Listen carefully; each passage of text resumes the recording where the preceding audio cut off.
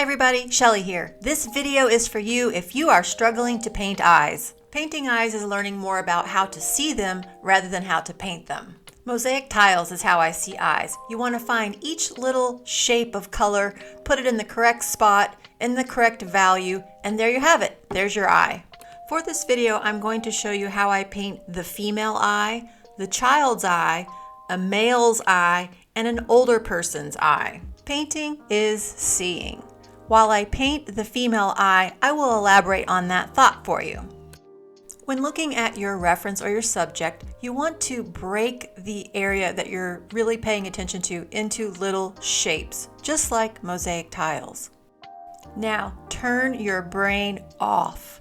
You want to paint what you see, not what your brain is telling you that it thinks you see. Your brain is going to say, yes, you're painting an eye. We know what an eye looks like, painted this way. I say, be quiet, brain. I'm painting what I see. I'm painting each of these little tiny shapes and I'm putting them down in the correct place and in the correct value. And when I'm finished, I will look up and I will have painted an eye. So do paint with your eyes, no pun intended, not with your brain. Don't paint the whites of the eye too light in value and with pure white. Do not do that. This is one of the top mistakes that beginning artists make, is painting the whites of the eyes too white and using pretty much white paint. More than likely, you're going to gray it down. Perhaps a little blue-gray, could be some greenish tint, could be pinkish gray. Just depends on the lighting situation that's happening on your subject. And if you're working from photographic reference, don't rely on it 100%. You need to understand that what the camera sees is a bit different from what our human eye is able to see. And you need to realize when you're looking at a person's eyes, the whites of the eyes are going to have a bit of a shadow going right underneath the lash line, because the lash line and the skin of the eyelid come over the eyeball and create a bit of a shadow along that area. So you want to put that in. Then the other thing, like I said, the whites of the eye are not white, and especially if you're looking at a photographic reference, the highlights and whites in photos tend to be represented more white or in a higher value than what they would actually have been in real life. The other thing that photographs do is they show the shadows and the dark areas a bit too dark. So be careful with the values in your shadows and in your light areas when working with photos. Since I am painting this eye in the selective start method, I am not blending. I am laying down brush strokes and then putting the next brush stroke either beside it or slightly overlapping it. Now, if I need to adjust a color or a value, then I'll put the subsequent brush stroke directly on top of the previous brush stroke. So don't blend, especially don't over blend your eyes. Let the brush stroke stand and you'll have a more painterly, alive looking feature.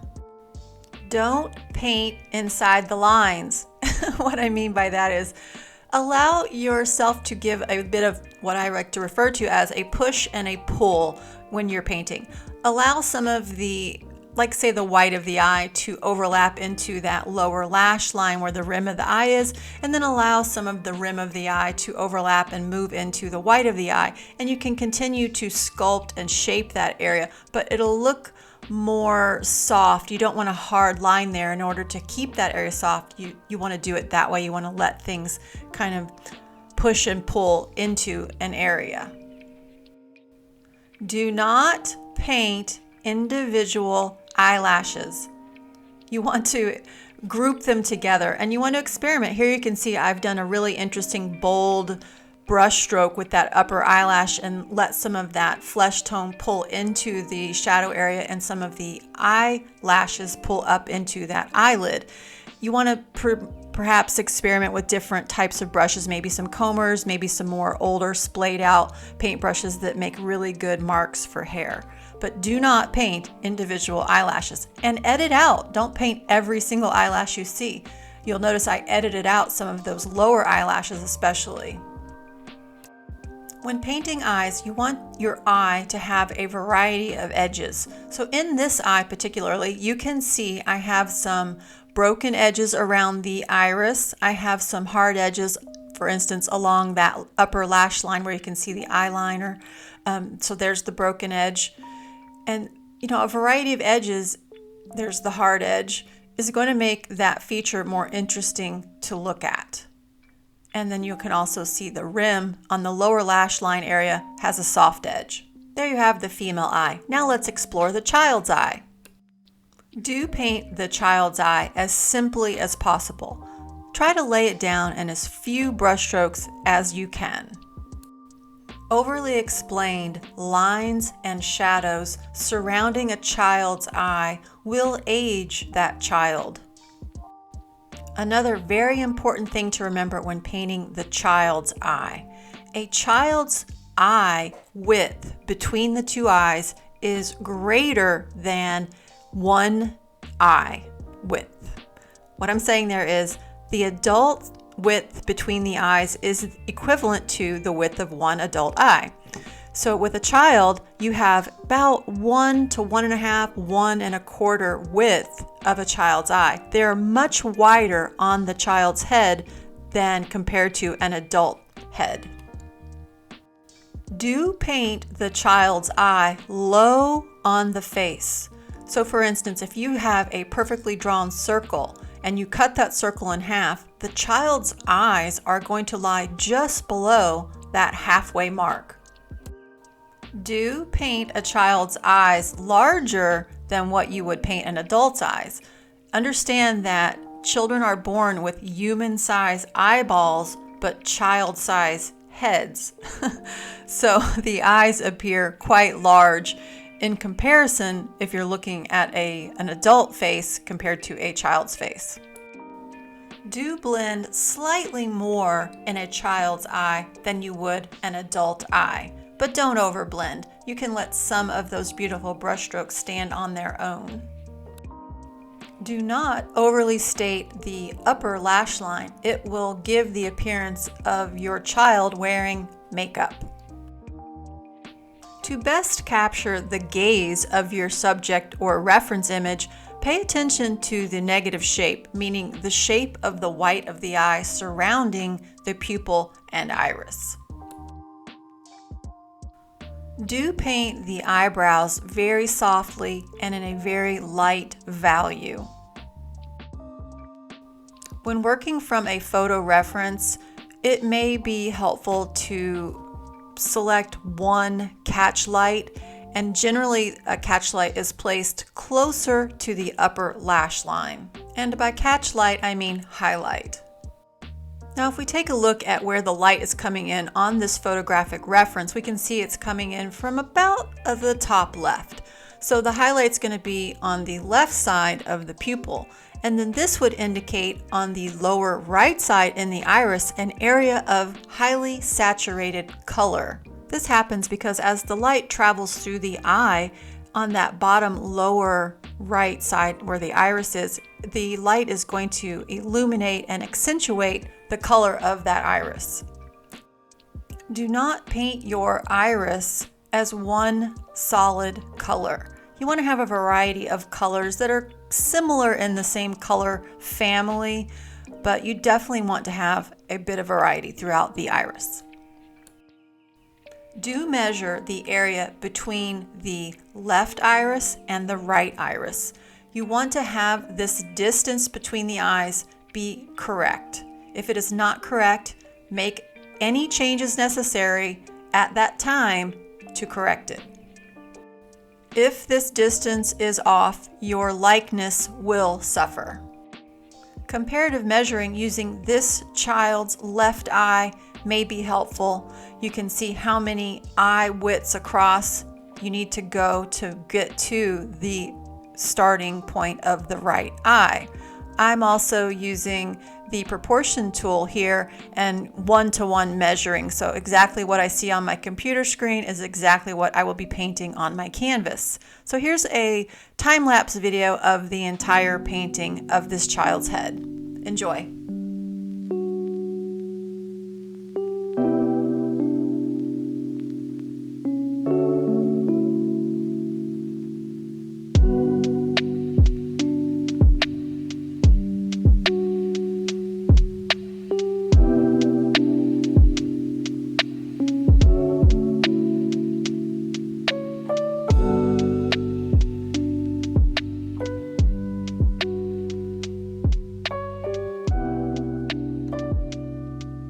Let's explore the male's eye now.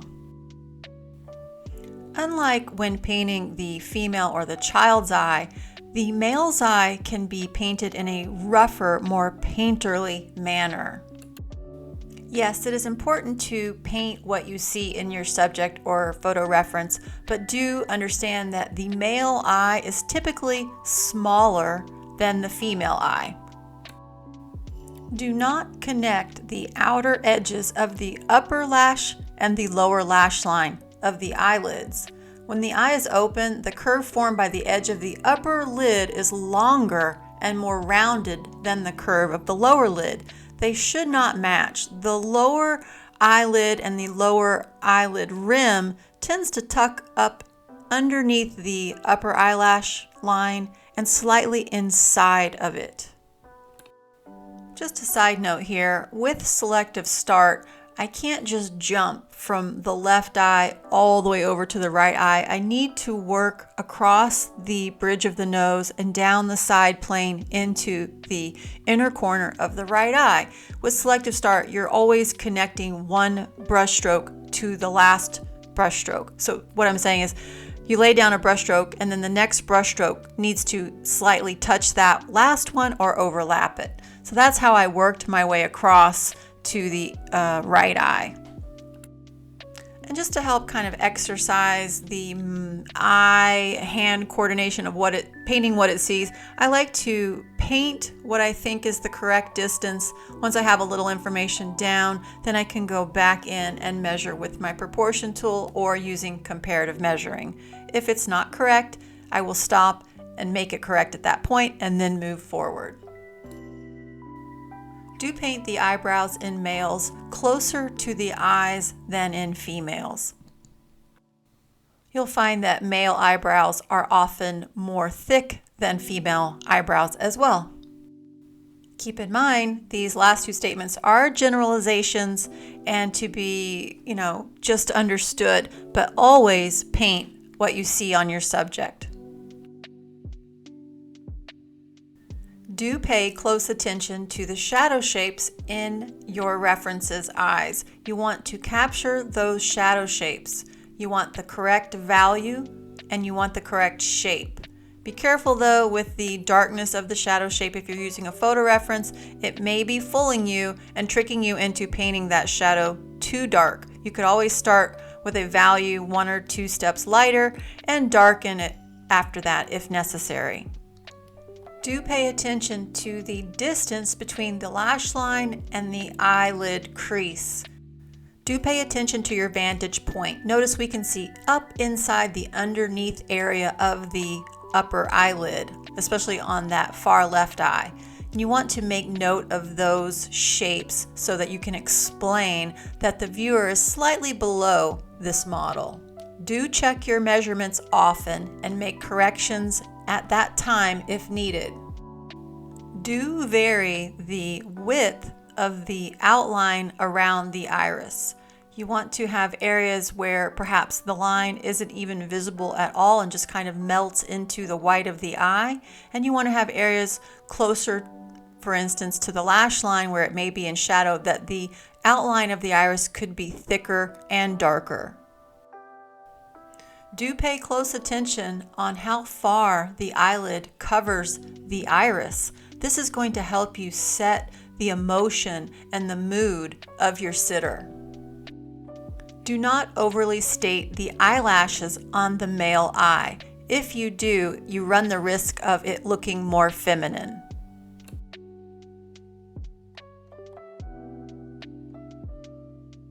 There you have it, the male eye. Now we'll explore the elder eye. With the elder eye, you do want to explain and paint in the pouches and lines that surround the opening of the eye. You just want to do it in a soft way. You don't want anything to be too hard and outlined and in too dark of a value in the actual crease or line itself. As we age, the eyes tend to sink into our skull a bit. Therefore, the elder eye is most often a little darker, especially the whites of the eye. You're going to paint those in a darker value than you would, say, a younger person's eye. Do paint the pouches that you see surrounding the eye.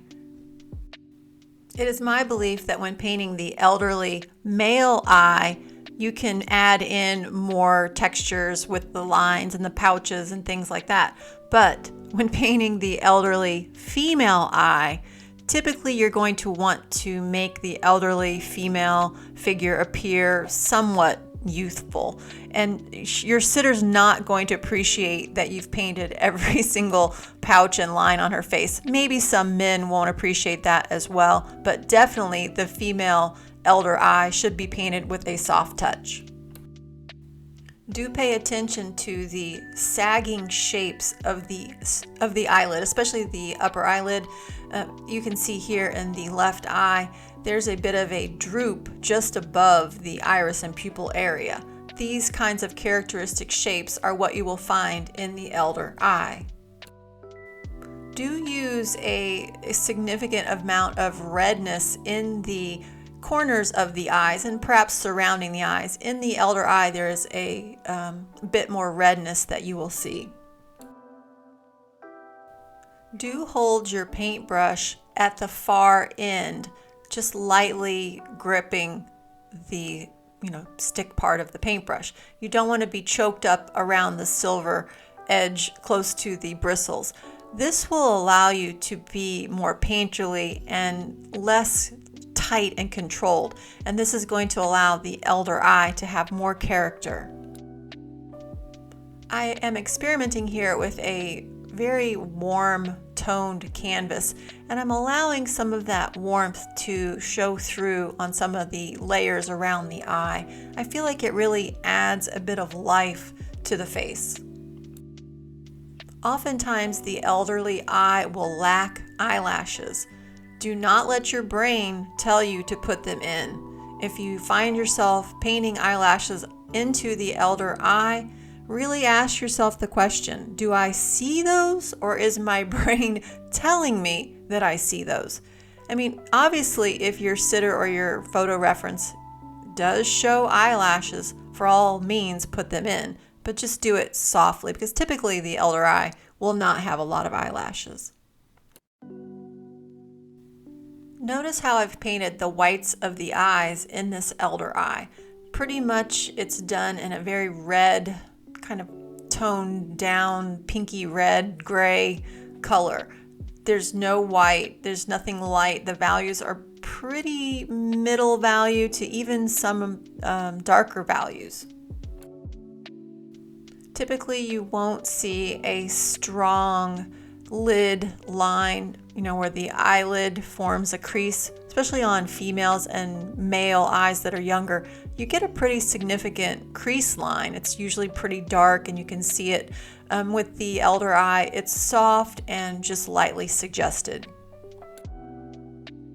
Just an added little note here, typically on the elder face, the bony structure of the nose between the eyes, the bridge of the nose, will be very pronounced because there's not a lot of fat remaining on the elder face. The skin is just sitting very close to the bony structure, especially the skull and bony structures that surround the eyes. That's how come the eyes get sunken in a bit as well, because we lose all that fat volume that makes our face kind of youthful and plump and round. So as we age, we get more bony and sunken in. So do paint the bridge of the nose with a pretty light value, because it's going to be hitting the light and allowing you to show that the eyes are sunken further into the skull. With the elder eye, do paint more soft and broken edges than you will have painted hard edges.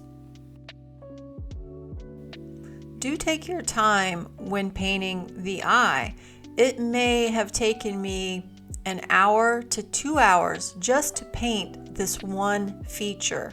What you're seeing here is a sped up version of this process, but I did want you to understand that I paint very slowly and I take my time, I go back and I measure, and I really make sure that this feature that I am working on, whether it be an eye, a nose, a mouth, is very well put down. I'm not going to need to make any corrections as far as placement goes before I move on. Now, once I attach the nose and the other eye, I may go back and adjust values or perhaps color or temperature, but I am not going to be changing any positions because everything I paint from this point on after this eye is positioned will feed off of this eye's position. So if it's incorrect, then everything I paint beyond here will also be incorrect. So I seriously recommend taking your time and getting the positioning of whatever feature you're working on that you're starting with correct before moving on. Sometimes it's even helpful if you start your paintings with a monochrome underpainting. That way you can really focus on placement and value and then save color for painting on top of your underpainting. It's good when you can break things into bite-sized pieces.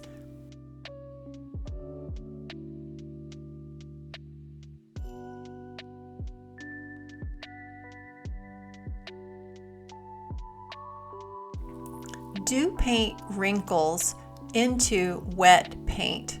It will really help to kind of keep the wrinkles soft and not overly stated. So if you have a painting that has dried and you're doing it as a more of an indirect method of painting as opposed to my alla prima direct method you see here, you want to put down what's known as a couch of wet paint. So if you have an area now you need to go back in and put wrinkles, let's say, then you're going to need to put down a layer of base flesh color and then paint the details into that wet area known as the couch.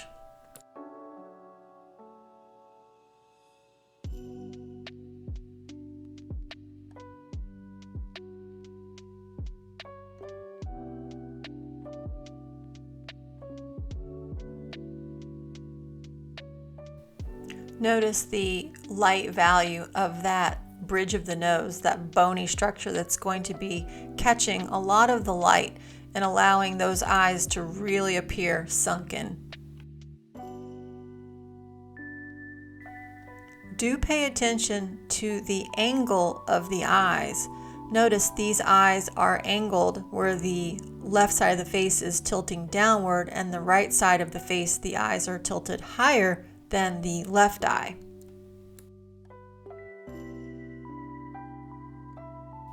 While you're watching the finishing side of the right eye, of this elder eye, I just wanted to let you guys know I do have critique packages available on sjcportraitcourse.com. I'll leave that information in the description.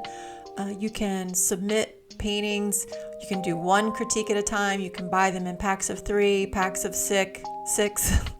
And I will be critiquing your painting and sending you a videoed critique via email so that you have it on video with me demonstrating on Photoshop the edits that I would be recommending, and you can review it and watch it over and over again.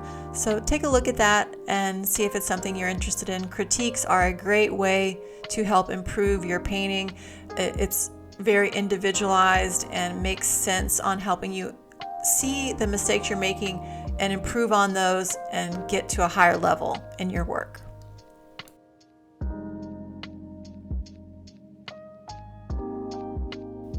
Do practice painting eyes, paint different genders, paint different vantage points, paint different positions with head tilted up, head tilted down, 3/4 views, and just make notes of what you've learned from each painting. Then you'll look back and review those notes later on down the road, and you'll understand where you were and where you have come to now.